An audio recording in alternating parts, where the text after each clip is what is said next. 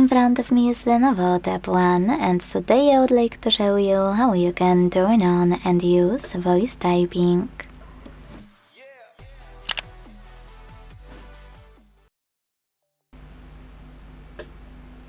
First of all, you need to launch your keyboard and click on the microphone icon at the top right corner. If you can't see it, don't worry, use this gear icon instead. Tap on the voice typing section here and use gray switcher next to use voice typing. Additionally, if you often use emojis, try this one as well. Trust me, I will show you why in a few seconds. So now we can go back and tap on visible microphone to start typing. As you can see, voice typing is on. If you want to stop, you can pause or use the same microphone.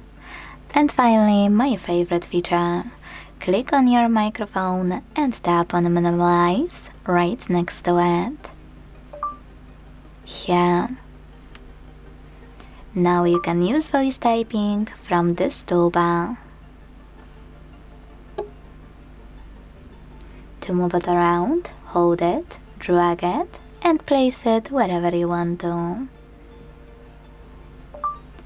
If you often use emojis, click on emoji icon you enabled before and add them here.